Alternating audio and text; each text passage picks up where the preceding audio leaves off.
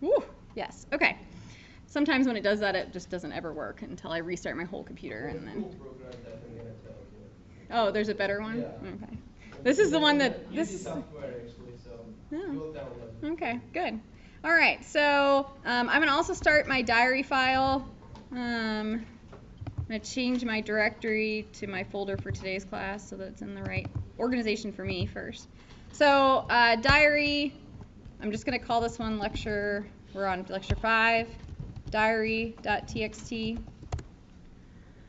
And then we'll talk about how do we actually write MATLAB programs. So our question of the day today is, how do I calculate the velocity of a skydiver? So if I want to calculate the velocity of a skydiver, what am I going to need at kind of the most basic level? Some sort of velocity, right? So I'm going to need some sort of equation to calculate the velocity of a skydiver, right? So where are we going to get these equations? In this class, I'm not going to make you find equations. I'm going to make you look up equations. If we are going to use an equation to solve some sort of engineering type problem, I'm going to give you the equation that I want you to use. Because the purpose of this class is not to teach you statics or dynamics or fluids or whatever it is. It's to teach you, programming. So I'm going to give you all the relevant equations that you're going to need for this class, so you won't have to go searching around for those. So we need to calculate the velocity of a skydiver, so we need an equation for the velocity. So the equation we're going to use is going to be this. So v of t, so velocity is a function of time, is equal to the square root of g times m over c times the hyperbolic tangent of the square root of g times c over m multiplied by t, where the t is outside the square root. So in this equation we have t is our time in seconds. We have g, which is our acceleration due to gravity.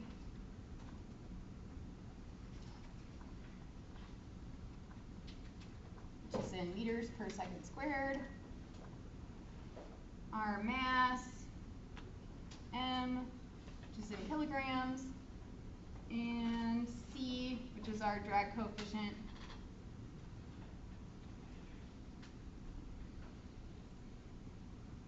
which has units of kilograms per meter. So that's all of our information that we really need, and then we're going to calculate it for a specific skydiver at a specific time. So if I were to take this equation, type it out into the command window, it's really only good for one-time use, right? We type it out, I can calculate one skydiver's equation, but what if in like 2 weeks I want to calculate another skydiver's velocity? It's not that useful that I only have that in the command window, because I'm going to have to go find the equation again, probably type it out, or go scrolling through my command history for the past 2 weeks and find that equation, right? So that's not a super useful way to use MATLAB, because it's just not able to save that information very well. So when we do things for the most part in MATLAB, we create actual MATLAB programs to put information in. So one of the ways that we can create a MATLAB program is to write what's called a script file in MATLAB. We're going to learn 2 different files, 2 different types of programs, and we'll talk about, once we've learned those, what the difference between them are. So when you write a script in MATLAB, you have some buttons up at the top of MATLAB. You can either hit this new script button, or you can go to new, and it'll pop down a list of all the different things you can do in MATLAB. You can hit script there as well, same thing. Or you can hit Control-N and it'll open up a new script window. A script is just a blank file that we're going to fill in information, and we could save it, and then we can run that as a program in MATLAB. We could keep it on our computer forever, and we could always go back to it. So you'll see in my MATLAB window, I have what's called, you have your editor window that has now popped up. This is where you can write your MATLAB programs. This, if you like it in this window, that's kind of, I think, the default mode.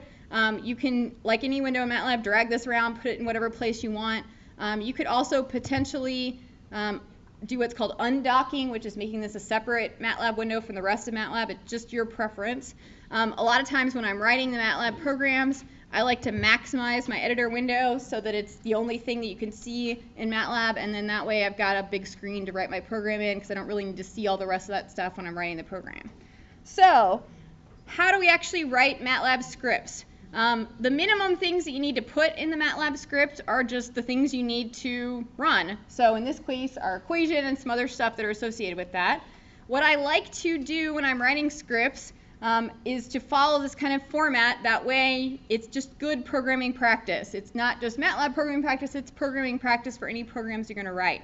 Is that I like to put a header at the top of my programs so that I remind myself what it is, what the inputs are, and what the outputs are from the program. That way if I go in 2 weeks or 2 months or 2 years back to my program, I don't have to necessarily look at the whole code. I just look at the header and I say, oh, this calculates the velocity of the skydiver, it needs this information, blah, blah, blah, blah, blah. And I have all that there, and I don't need to go through and look at maybe hundreds or thousands of lines of code that I've written and try to remember what I've done. So we write headers at the top of programs to do that.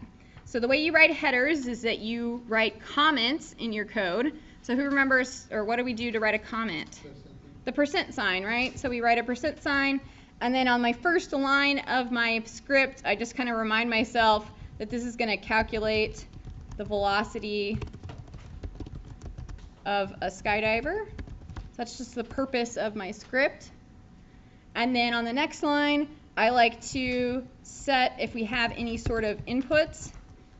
And for this program, we're not going to have any inputs. We're going to define everything inside of this script, so we have no inputs.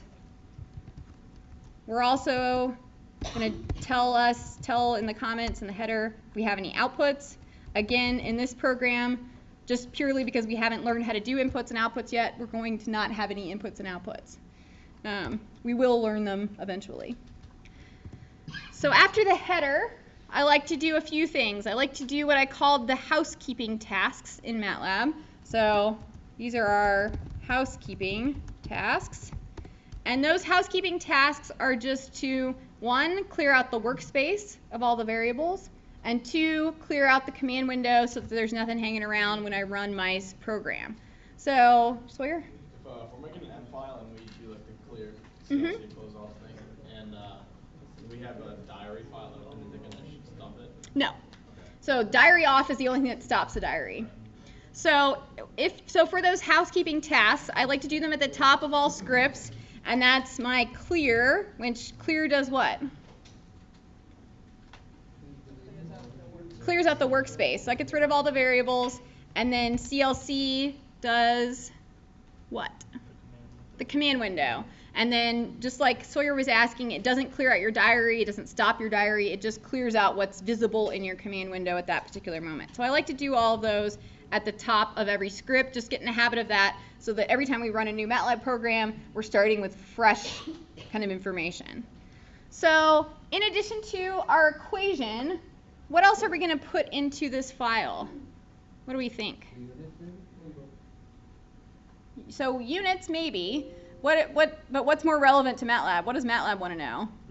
The numbers, right? The actual numbers that we're going to plug in for our variables that we have. So we have to define our variables, and then we have to have our equation.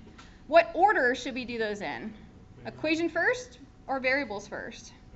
Variables first, right? So just like when we're reading a document, usually, for the most part, we read it from the top to the bottom, right? MATLAB, it reads everything from the top to the bottom and from left to right. So that's the order that we have to define things in. If we want MATLAB to know what the value of t is, we have to give it that value first, then we can use it later on. If we don't remember to do that, MATLAB's nice enough to yell at us. So first we're going to declare all our variables. And you'll see that I've put in another comment here. I like to put a lot of comments in my code, so not just in the header, but throughout the whole program to remind me what I have done in the program. So again, if I have to come back to this in a couple years, I remember exactly what I've done. It wasn't just, oh, I felt like doing this today and I don't remember why, and then I have to remember and all that kind of stuff. So the more comments that you put in your code, the better. It's helpful for you. It's helpful for me when we're grading, but it's not required, I will say.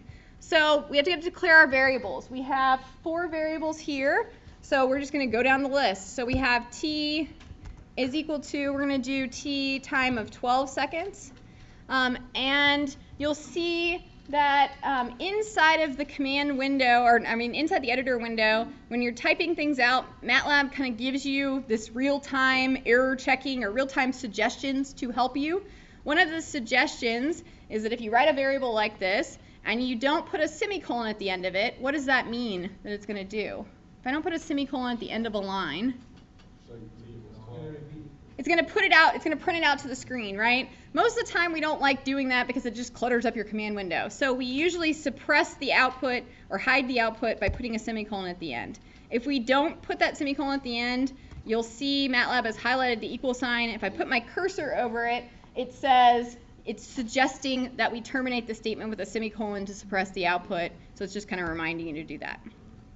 Also, in the next two variables, when I define them, I usually like to remind myself in a comment that it's time and that its units are in seconds. So that way I remember what that variable is and what the units are in case I have to come back to it. So what else we have? We have G, which is going to be 9.81 because we're going to calculate this for Earth. And then so in the comments, this is going to be, I'm going to shorten this to just gravity, and this is in meters per second squared. Our next variable we have is mass, or M. We're going to do this for 68.1 kilograms.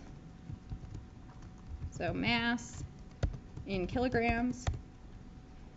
And our C, our drag coefficient, is going to be 0.25. And that's in units of kilograms per meter. So now that we've defined all of our variables, the only thing left to do is to put our equation in there, right? We need to do anything else before we do our equation? I don't think so. So let's write our equation. So velocity equation. My equation I have here, I have v of t is equal to the stuff on the right-hand side. Can I put a variable with parentheses in it? Can that be the name of a variable? No. So we're going to kind of ignore that. We're going to get rid of the of t part, and we're just going to call this v. V is equal to the stuff on the right-hand side. So we have a square root. So how do we write a square root in MATLAB? SQRT. So we write SQRT, and then in parentheses we tell MATLAB what we want to calculate the square root of. We have G times times M divided by C. Close our parentheses for the square root. And then our second term we have is a hyperbolic tangent. That's exactly how I have it written there, tan H. We're going to calculate this in radians, the hyperbolic tangent in radians. So am I good here? Do I need to do anything? No, right? Because the default stuff in MATLAB, default trig functions in MATLAB calculate things in radians. So I open my parentheses and I put the stuff I want to calculate the hyperbolic tangent of, which is our square root again. So SQRT, open parentheses, G times C divided by M, close my square root, multiply by T, and close my hyperbolic tangent. I can put a semicolon at the end to suppress the output so it doesn't print out to the screen. Do I need any dots in this equation? Now we all love dots, so no dots. Why do I not need dots? There's no vectors or matrices in the whole problem, right? We have all scalar values, so no dots are needed. All right, so quickly, because I know we're out of time, but we'll do this in the last second. What do we do when we're done writing our program? First, we have to save it. So we got a big save button up here. You want to call your script something that's descriptive. I'm going to call it Skydiver script.